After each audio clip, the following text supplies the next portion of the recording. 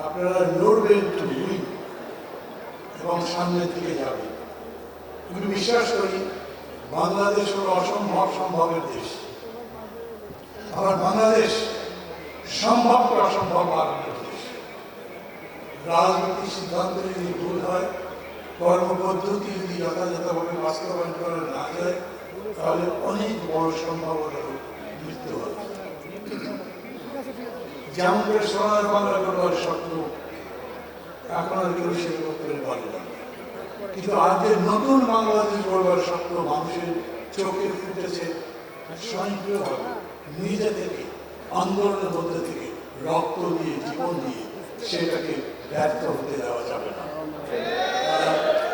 আর এটার সাফল্য নির্ভর করছে এখন কেবল আবেগে নয়, রাজপথের লড়াই নয়, যুদ্ধের ময়দানে নয়।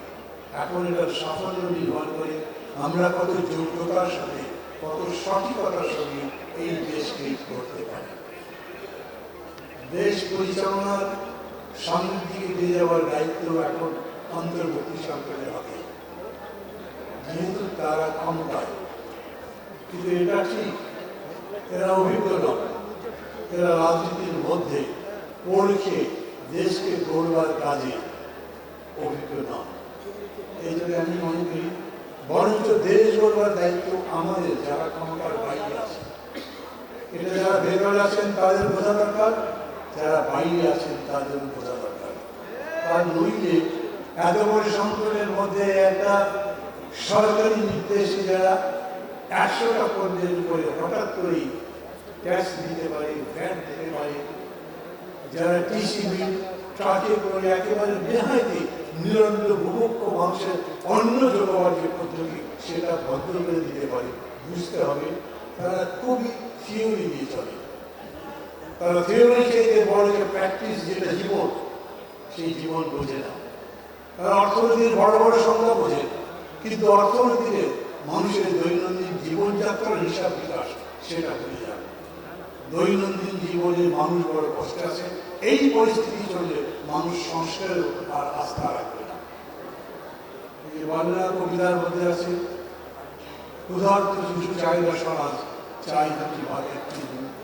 এইরকম মানুষের মধ্যে সেই আকাঙ্ক্ষা তৈরি হচ্ছে।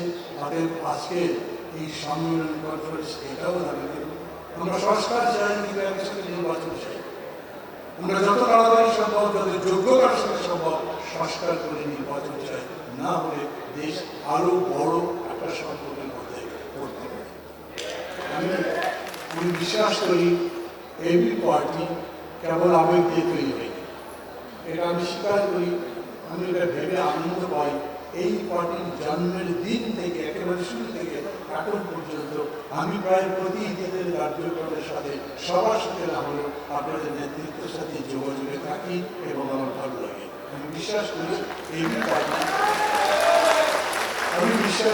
এই পার্টি আগামী দিনে বাংলাদেশে যে গুণগত রূপান্তর হতে হবে, সেই গুণগত রূপান্তর তার গুণগত যোগ্যতার সাথে।